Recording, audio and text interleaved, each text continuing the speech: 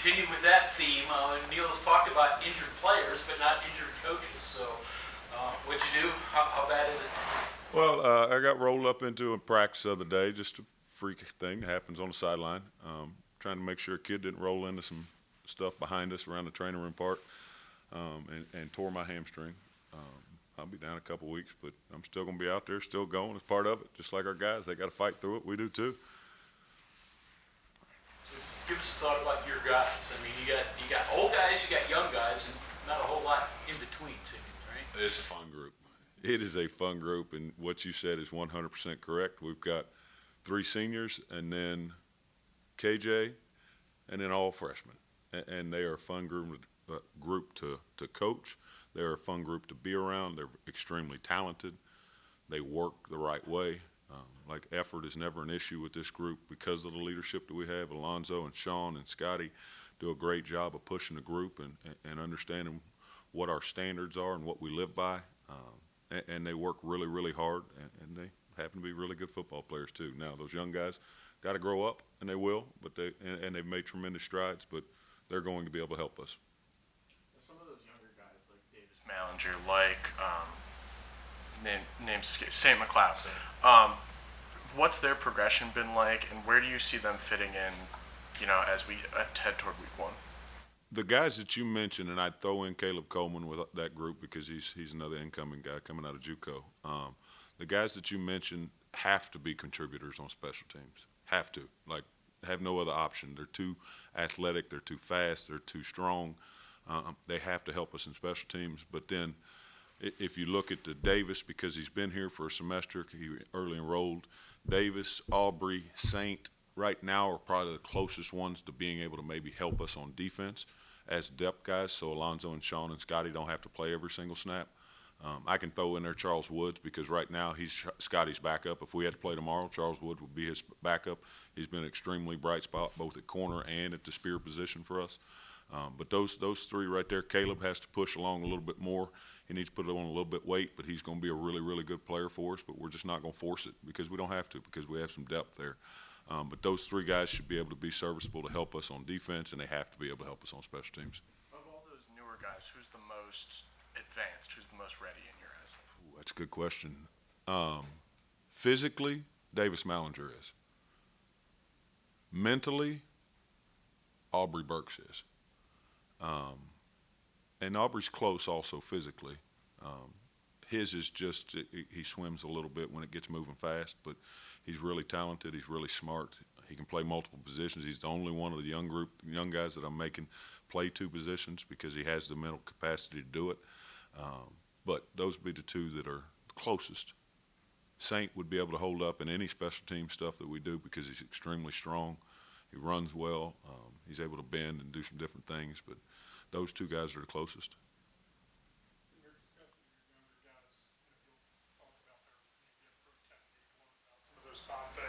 From scrimmage. How difficult is that on special teams? Is it the same level of complexity, same level of things they've got to master? It's not the same level, but there are specific techniques, obviously, for special teams. We're different here because we have a lot of universal language and techniques that we can use, especially in special teams. Like we talk every single day. My punt return team, which I'm the lead of there, I help with that team. Those backers that we use in that punt return team, the Scotty Youngs, the Bryce Wheatons, the Sean Ryans, all that is a kickoff return front line guy. So they're able to duel those things and be able to learn, okay, maybe they didn't get the reps in pride, what we call punt return. Well, they got it in kickoff return. Well, I can sub that guy in easily now to play pride because he knows how to do that technique. But when it comes to offense, defense, there's a little bit of carryover, but special teams is a little simpler than what it is offense, defense, that we can all imagine.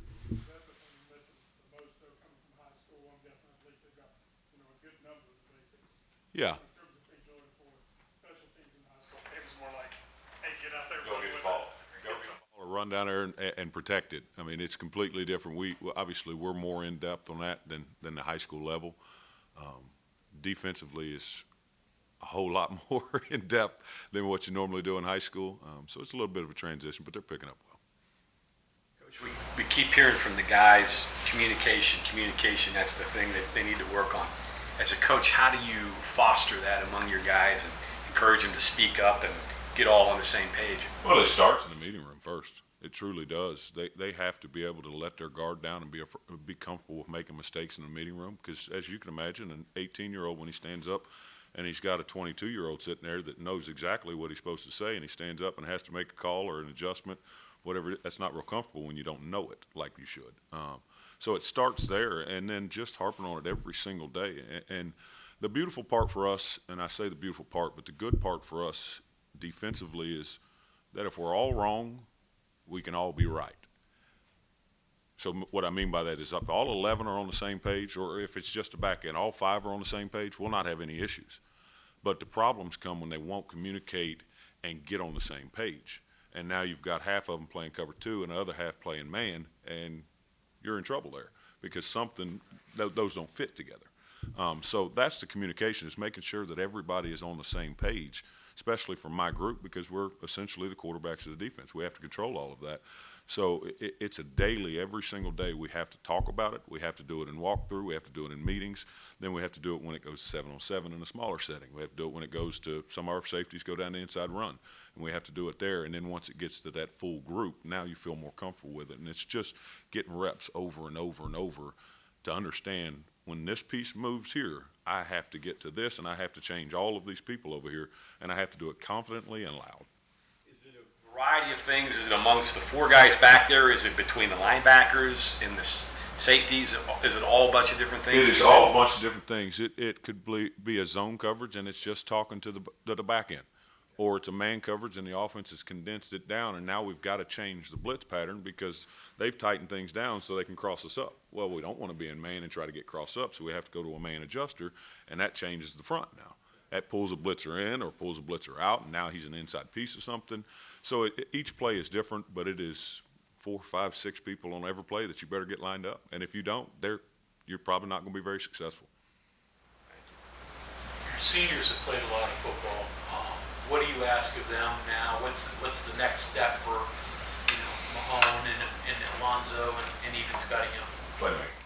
Playmaking. They know where. I don't know the last time that a play has happened, and one of those 3 guys didn't know exactly how it was supposed to be executed or defended, I should say. Now the part has to progress to is, okay, we understand our defense extremely well. Now it's time for me to teach them what the offense is trying to do against them so they can get ahead of schedule and they can make plays. Because at the end of the day, it's great to be lined up right and do the right thing. Well, we need to make plays. We're here to make plays and produce. And that's where they have to grow. I think that's one of the biggest things that I talked about with Sean Mahone before this season started, and he wouldn't have any issue with me talking about it, his confidence.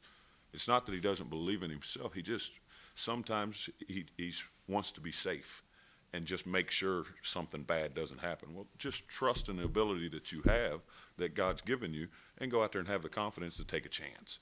And that's what we got to progress those older guys to. Young guys, get lined up and know what the heck you're doing. Older guys, let's go make plays now. Let's not just be robots and do our jobs. Let's go make plays and help win football games instead of not getting beat.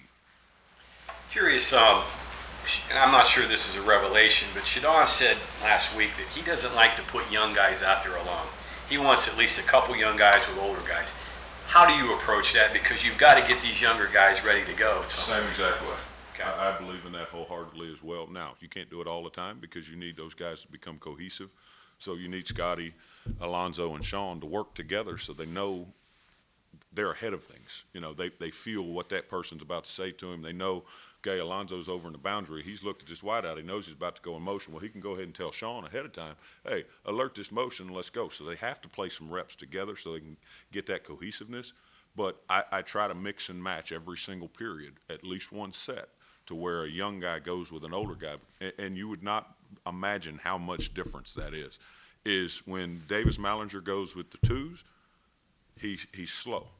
And we all know, I hope we all know Davis Ballinger is not slow. When he goes with the 2s, he's slow because this is slowing him down because he's not sure and he doesn't have that confident guy next to him to tell him exactly what he's got to do. But then when you put him up there with Alonzo Adai and Scotty Young, well, now they're telling him exactly what to do. He knows the techniques, but at times it takes too long getting out and it slows him down. Well, once he's told, now he can go play fast. And it really, really makes a huge difference. I can't do it all, like I said, can't do it all the time, but I do believe in that wholeheartedly because it gives them confidence. They're not so much worried about making mistakes anymore. It's just, we go out here and play ball now. So in athletes like the older ones that you have, how do you foster confidence when they are theoretically the ones who should have it, but are kind of lacking at times? Belief. You have to make sure that they know that you believe in them at all times. And when they know that you believe in them, they believe in themselves even more. Now, it's not a big issue with guys today that believe in themselves. They have a lot of that already, but they still have the insecurities and doubts that every human does. And it's my job as a coach, it's coach's job as a head coach to make sure that he instills that belief in all of them, and then I instill that belief in all of them. And I think that we're to that point. And last year was a little tougher because they didn't really know me. You know, heck, I came in and was coaching outside backers at first. And then whatever happens, and I moved back to safeties, but it's been a whole pandemic, and I hadn't spent any time around them. Well, now they finally have gotten to know me, and we've built a trust, and we truly care about each other. Now it makes it easier for those guys to go out and have that confidence because they know I'm not just saying I believe in you. They know that I truly, truly do, and they can go out there and take chances and not worry about me being mad if they make a mistake or miss the play that they're trying to go do. So it's just you push belief into them at all times, and once they have that trust, they'll go out there and have that confidence. Obviously, Scotty can play spear. Yep. What do you like behind him, and who are some guys that are starting to emerge there? That spear position? Yes. Oh, Charles Woods is an awesome human being, first and foremost. But he is a great football player because he's extremely intelligent. And the young man is one of those kind of people that you can tell him one time exactly what you want him to do, and he can go out there and do it. He can make one adjustment. Something's happened. Hey, you need to do this the next time. And he can go out there and do it. He doesn't have to go to a meeting room and study it for 15, 20 minutes, whatever it may take. He can go out and immediately do that. He can play man coverage, obviously, because he's a corner. He's willing to be physical. I'll keep harping that he's extremely smart. And then behind him would be Saint McLeod. Saint is going to be a great football player here. He reminds me of one we had before, obviously. But I'm really excited about him. He's got to get the mental side of it so he can play faster and use his gifts, but he's going to give us a depth there that we haven't had. We've really only had one the last year, 2 years really, that's played, and now we've got three guys, one that you don't want to play yet, you want to give him some time, but those other two guys, you don't miss a beat. Hey, Dontae, can I just fact check positions for a second? Yes, sir. You have, you said Burks is playing free and cat. Burks is playing free and rover. Free and rope. Free and rover, which is a sub-package for us. Gotcha. Coleman and McLeod Spear. Coleman is playing free now. Free. Yes. Okay. He's playing free All right, now. I'm glad I hit this. Okay. And then Okay. Ballinger. Ballinger just cat. Okay. And that's been the same since spring. too. Yes. Okay. Cool. What are the chances that you would, with your returning talent, the better guys, that your twos could also be ones? Like if you had to plug, I don't know how much Mahone can move, but Alonzo can move. All three of them. Sounds like Scotty. They could be Every twos. one of them. Is that good? That is a great problem to have. That is a great problem. Sean could play spear. He could play cat, obviously. He could play free if we made him. I've never repped him at that. I have repped him at spear. But he could play any one of the three positions. Alonzo has done all three positions. Scotty has done free and spear. He has not done cat, but he could easily do it. And then KJ can do all three of them as well. Actually, I'm just curious. Did you, as a player, get any worse injury than that? I had a couple shoulder surgeries, but I wouldn't call it worse than this. I would not. At least get around. Yeah, I could move, and I didn't have any issues. I'm pretty limited here. Not real happy about it. There's no injured reserve for coaches. No, they don't get that. Like Doc said, you need. I said, what's the treatment? Well, you need to rest. Yeah, good luck with that. That's not going to happen. Yeah. Hey, you mentioned KJ. Where is he and his progress? He's a great progress. Right now, he would if we had to play tomorrow, and in my head I would say he's the backup at both safety positions. Just from a mental standpoint and the ability to do all of those things, we wouldn't need him at the spear, but he'd be the backup at both safety positions. He's going to get play. He's going to play in every game. He's in a really, really good spot. He really has. He's really done a great job this summer of building his body back up and getting into playing shape after being out for a year. You know, I know spring ball helped him, but it's 15 practices. He needed more than that. And he's really got himself back up to par to where he left off. I'm excited to see where he keeps growing into. Curious. Take your defensive hat off.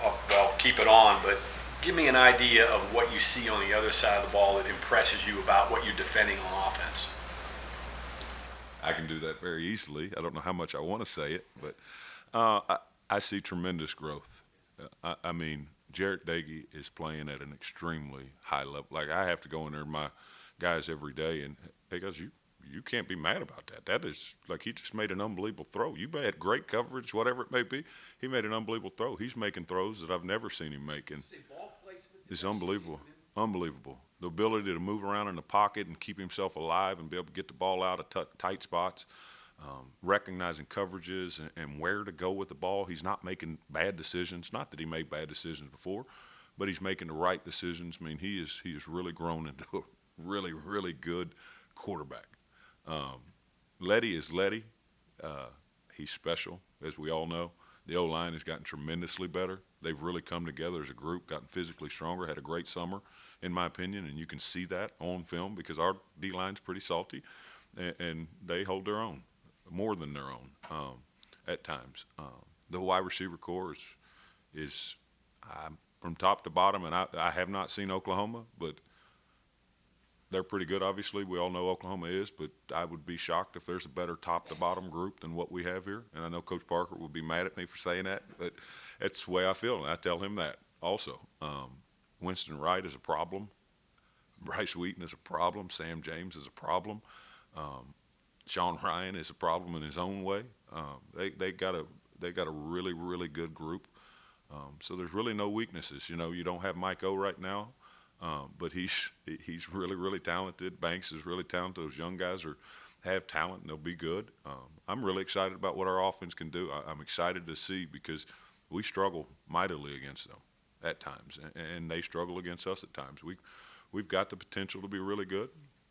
We'll see what happens. So as a coach, you feel pretty good about the battles that are going on each day between both units, Yes. and it's bringing the, I guess, all tide, rises all boats, that type of thing. I really feel great about it. There's not been a practice where one side is just completely dominated, and that's what you want.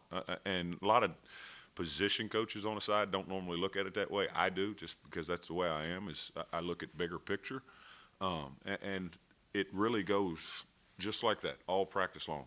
Is even the plays that we're making at times, it's completely contested, and people are just making great football plays, and it's not just. There's never a time where it's bad ball, and it's really exciting to watch. It's really fun to be a part of.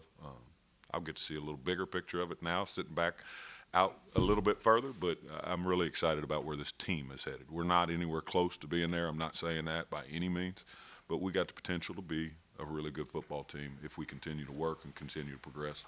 Dontae, putting the entire defense together, the safeties have to work more with everybody else. I mean, you got corners, obviously you got backers with underneath coverage, run fits. Your guys have to work more. We work with every single, not just corners and backers. We're working with D linemen at times.